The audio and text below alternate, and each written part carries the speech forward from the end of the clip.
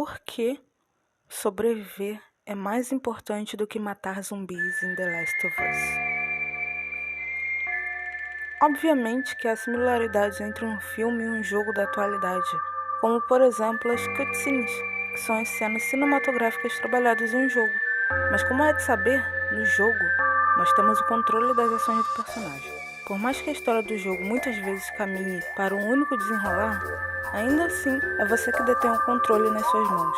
Portanto, ao que em um filme temos uma abordagem mais de passividade, em um jogo, por outro lado, temos uma abordagem mais ativa do que está por acontecer.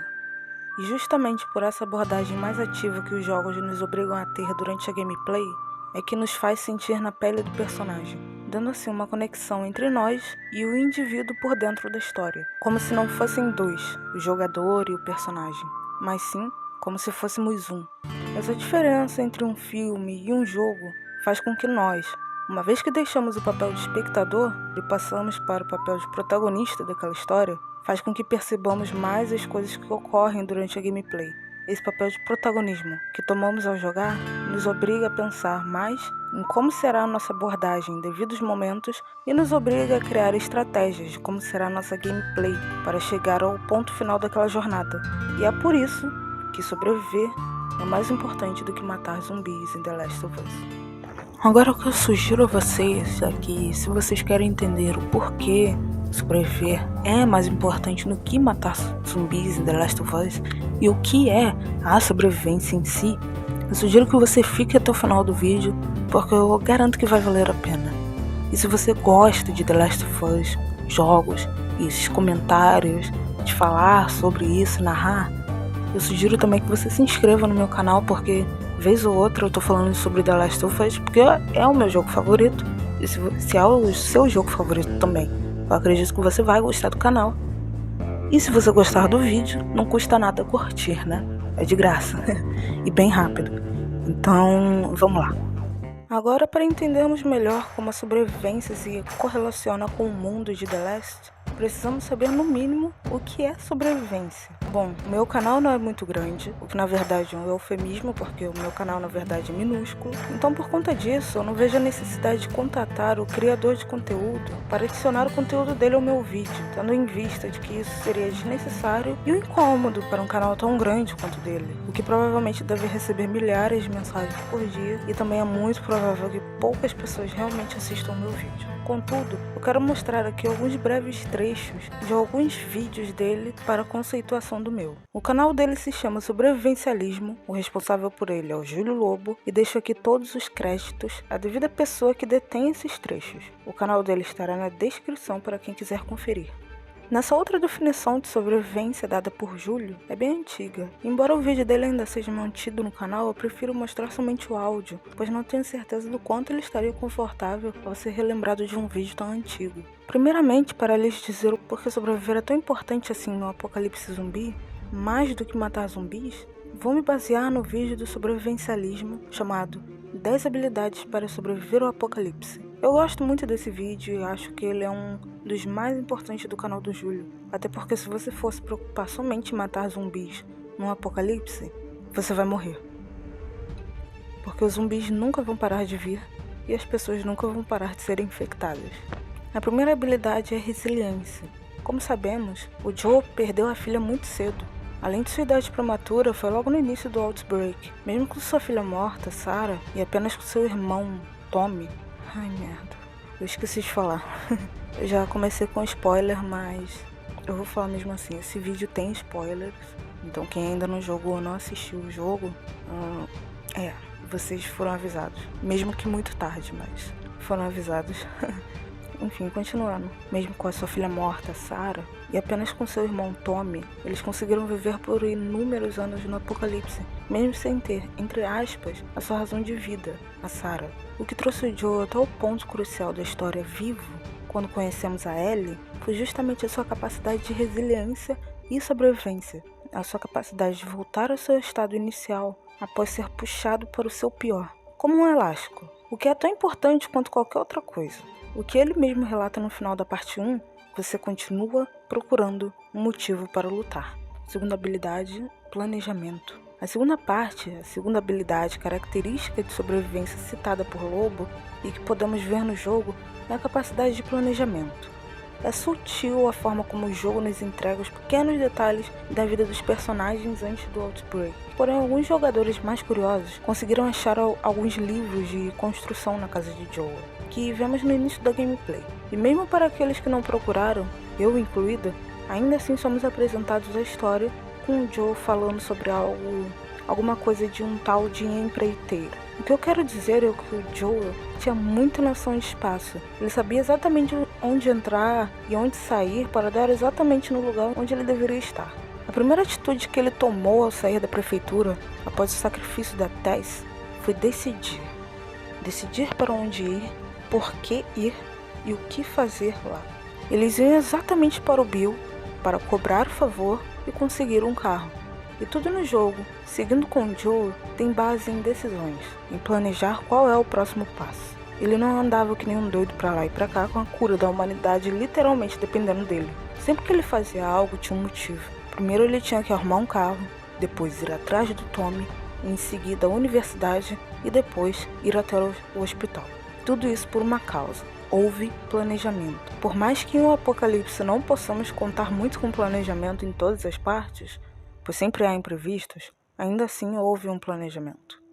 A terceira habilidade que eu quero falar aqui é a liderança. Nesse quesito eu não tenho muito o que dizer em relação ao Joel. Ao que me parece, ele nunca foi muito de liderar pessoas ou liderar a situação.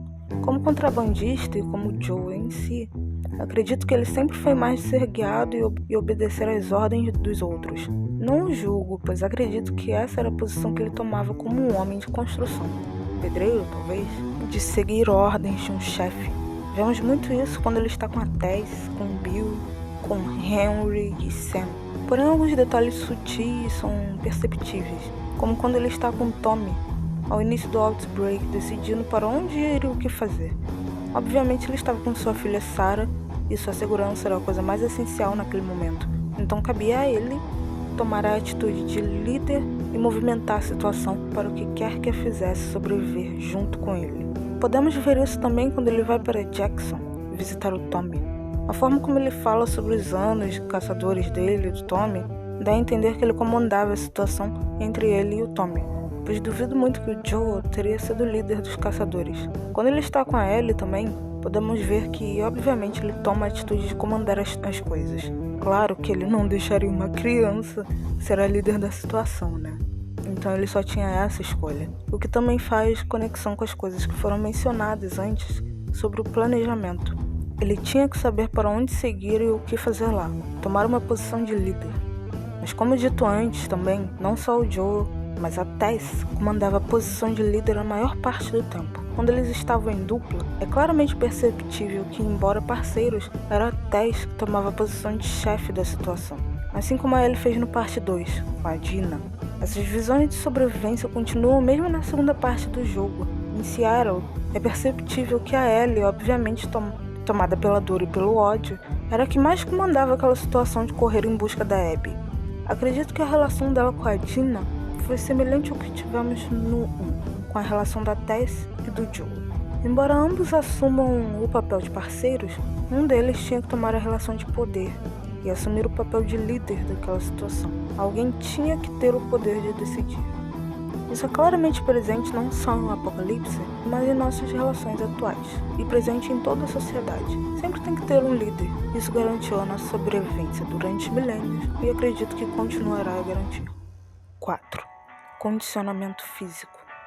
Acredito que esse é um dos mais óbvios que há para se mencionar, já que sabemos que uma atividade física já nos faz bem no nosso dia a dia sedentário que temos na atualidade. Já sabemos que isso nos faz bem tanto fisicamente quanto mentalmente. Agora, imagine isso no apocalipse zumbi ou qualquer que seja o tipo de apocalipse fictício que estamos lidando. Isso realmente salva vidas. Não que você vá para a academia em pleno fim de mundo, você não precisa nem ser um atleta, mas sabemos que no mínimo você tem que ter a capacidade de manter o seu corpo de pé em situações extremas. O que mais me intriga, pessoalmente falando, é como Joel, um personagem de 40, quase 50 anos no jogo, consegue praticamente se manter agachado durante quase toda a jogatina. Isso é realmente impressionante. Como estão as costas desse homem? Imagina os joelhos. Enfim. Outro detalhe a se atentar, que eu me atentei, é a extrema força bruta. Às vezes, durante a minha jogatina, quando me acabavam as armas, eu conseguia limpar os inimigos do terreno na base da porrada mesmo. Não só pela força bruta de Joe, que já era um homem considerado grande e forte, já que trabalhava com construção antes do Outbreak, e isso é natural desse tipo de trabalhador, mas por sua extrema violência nos golpes deferidos a seus inimigos. Estou me focando muito no Joe porque é com ele que passamos jogando durante a maior parte do jogo, do primeiro jogo, que na verdade é o meu favorito. Mas podemos nos atentar a isso também com a Tess, Ellie e Tommy. A Tess realmente quebra alguns conceitos de feminilidade que existe para nós atualmente. Dentro de um fim de mundo, não há feminilidade que te manterá viva, só há a extrema força bruta e a violência para a sobrevivência. Como citado anteriormente, a Tess foi atribuída ao papel de chefe e parceira do Joel. Embora nós não tenhamos muita informação de como era a vida dos personagens antes de tudo aquilo acontecer, podemos imaginar que a Tess assumiu o mesmo papel que o Joel durante o apocalipse. Isso foi o que a manteve viva, e talvez até mais, por essa característica de líder dentre eles dois. A parte que eu quero relatar e que me chama a atenção é em que ela aparece, a primeira cena dela, entrando na casa de Joel. É perceptível o machucado que ela tem, mas eu mal consigo imaginar o que aconteceu com outro cara. Minha gatinha apareceu aqui, vai miar, não vai, neném? Miau! Vai, fala aqui no microfone. E de condicionamento físico envolve tudo: a luta, a força, a estratégia e até mesmo a violência. Mas o condicionamento físico citado por Lobo não é somente o poder de força bruta, mas sim a capacidade que teu corpo tem de suportar algo. O que mais uma vez cada pedaço dessas habilidades se correlacionam entre si. O condicionamento está ligado também à habilidade de resiliência. Joel tem bastante condicionamento, pois para um velhote, um old man, ele atravessou o país inteiro com a Ellie para levá-la a cumprir com seu papel de cura da humanidade. Mas em minha opinião pessoal, eu acredito que a Ellie talvez tenha mais dessa resiliência e mais desse condicionamento físico que o Joel, pelo simples fato dela ser fisicamente incapaz, em idade, em tamanho e em mentalidade. Ela, como uma garotinha de 14 anos, atravessou o país inteiro e ainda se manteve de pé em um vasto inverno que quase levou a vida de seu pai. Era ela caçando para manter os dois vivos enquanto Joel se recuperava de sua grave ferida quase fatal. Número 5. Equipamentos certos. Acredito que para este tópico podemos mencionar o The Last of Us parte 1 e parte 2.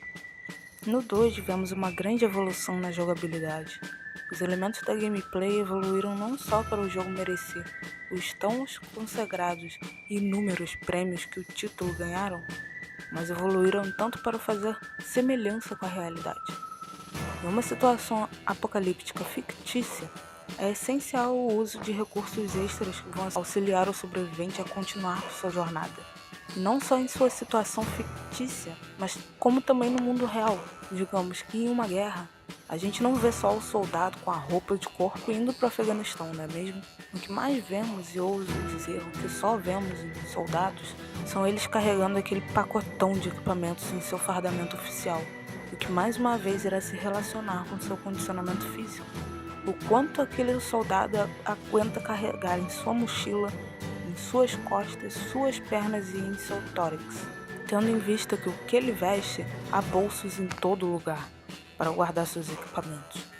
No jogo, isso é compatível com as coisas que carregamos na mochila de Ellie e Joel. O jogo é baseado não só em matar zumbis ou matar caçadores, mas muito dele está focado na exploração dos lugares em que passamos. Você pode coletar recursos antes ou depois de uma jornada de tiro, porrada e bomba. Em cada level em que você passa no jogo, e assim como na vida real, você coleta, e uma vez que vai embora não tem volta. No jogo, depois que você passa de um setor a outro, você não volta para o level anterior. Se você coletou o que tinha que coletar, ótimo. Se não pegou nada, terá a sua próxima chance. Mas se esqueça da anterior. É seguir em frente e somente. Outro detalhe importante, muito estratégico no jogo, que também há na sobrevivência da vida real, é o bom uso dos recursos que lhes são disponíveis. Uma vez que sua mochila está cheia no jogo, mesmo assim ainda há recursos a coletar no local onde você está, você pode fazer o uso daqueles recursos ali mesmo. Se por exemplo você estiver cheio de lâminas ou tesouras, você pode escolher montar uma faca ou uma bomba de pregos, para sobrar espaço na mochila para que tu possas coletar o objeto que está no chão naquele exato momento. Isso é uma jogada genial da Naughty Dog, porque coloca a sobrevivência em outro patamar nesse jogo de apocalipse zumbi. 6. Armas. É evidente como os estadunidenses têm esse senso de arma relacionado à segurança.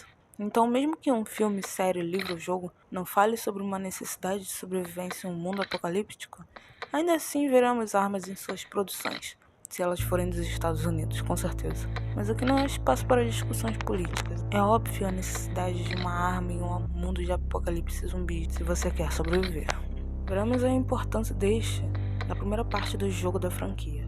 Já começamos sabendo pela Tess que o jogador precisa recuperar suas armas com o traidor lá. E vemos mais ainda a importância delas quando este se torna um motivo para contrabandearem a Ellie para os vagalumes. Eles só queriam as armas deles de volta, e um pouquinho mais, obviamente.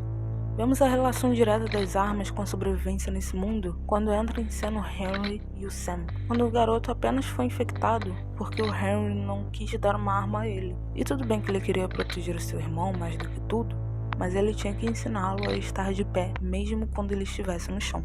O que difere de Joel e Ellie, que confiaram um no outro, e o Joel deu a Ellie uma arma e ensinou a como usá-la, mesmo que somente em situações de emergência. 7. Primeiros socorros. O mais básico é o mais básico, na vida real isso é o que mais importa. Embora haja múltiplos fatores que vão garantir a sobrevivência ou a morte de um ser humano em uma situação extrema, erramos muito em excluir o mais básico dos recursos humanos, os primeiros socorros. Como o Júlio diz, muito da humanidade se foi por coisinhas mais bobas como infecções, bactérias e inflamações. Você pode cortar o seu dedo e, se entrar em contato com alguma superfície contaminada, acabar pegando uma infecção, que não tratada pode te levar à morte nas mais piores das ocasiões. O ser humano pode sobreviver a coisas absurdas e morrer por uma coisa estúpida, como foi o caso de Joel mesmo na parte 2. Nunca superei. Nos jogos, isso é um pouco mais excluído, a importância disso. Por si só já é difícil fazer animações, então imagine fazer cada animação diferente para cada tipo de ferimento. Na maioria dos jogos, se é usado um tipo de animação de cura, pois o que vem ao caso não é mostrar a necessidade e a importância de cuidar dos ferimentos, mas sim curar o personagem para permitir que o jogador continue jogando sem ter que morrer e reiniciar a parte em que ele está. Porém, para quem tem dúvidas ou é curioso, as animações Far Cry da franquia em si, normalmente eles utilizam muitas animações diferentes para cada tipo de cura. E isso sim é algo bastante interessante e legal de se ver. Já no The Last, o que podemos pegar com isso de maneira geral é a parte em que o Joel está com um ferimento gigantesco, que faz parte do modo da história do jogo, e não tem como mudar, que cai e se fere gravemente. Nos é apresentado no Left Behind, a DLC do jogo, em que a Ellie vai para um shopping em busca de kits médicos para tratar Joel. Ali sim nos é mostrado de fato o que seria um apocalipse na vida real. A sua dupla de luta gravemente ferido e necessitado de ajuda, e você só em um lugar aleatório buscando por algo que lhe ajude a remediar a situação da pessoa que você ama. 8. Técnicas de sobrevivência. É um pouco raro vermos a menção de técnicas em The Last of Us, embora a sobrevivência seja de fato essencial. O tópico 8 e 9 se unem nesse jogo. Ele não é um jogo típico de sobrevivência. Até é de sobrevivência, mas não dos mais comuns. Ele conta uma história centrada e fechada, não é algo livre. Portanto, não vemos Ellie e Joel montando uma fogueira no meio da floresta ou cortando árvores para construir uma cabana, mas o que podemos ver é a caça. De fato, isso mostra um pouco a necessidade de saber certas técnicas para garantir a sua existência nesse mundo. Isso se relaciona com o tópico 9, que é a obtenção de comida. Ellie, no jogo 1, no primeiro jogo, caçando o coelho, e logo em seguida encontra um alce. E naquele momento, embora o foco do jogo não seja as técnicas de sobrevivência, ou isso e aquilo, nós, como Ellie, temos que caçar o alce. O que nos levará até o próximo ponto do jogo, onde conhecemos David, o monstro. Mas naquele momento há outra relação com o tópico anterior. A Ellie já tinha um coelho para se alimentar. Mesmo que fosse pouco para ela e para o jogo, ainda assim ela tinha algo. Seria mais inteligente, obviamente, se ela usasse o alce como mecanismo de troca para a obtenção de penicilina para o Joel. Aliás, ele não ia se alimentar se ele morresse em conta de uma infecção, né? Já no segundo jogo, embora não mostre, ela estava caçando uma espécie de porco. Se não me engano, era um babuíno, eu acho. Posso estar errado, mas há algumas menções no jogo em que falam de comer algo, pois isso é óbvio. Embora seja um jogo, se formos ver como pessoas reais, pessoas comem, se alimentam, e isso é óbvio. Mas de novo, isso é um jogo. Algo muito sutil, em todas as representações populares, isso é, em um filme, série ou que seja. Não vamos ver o roteirista se atentando a colocar em que horas a pessoa come, faz necessidades ou dorme.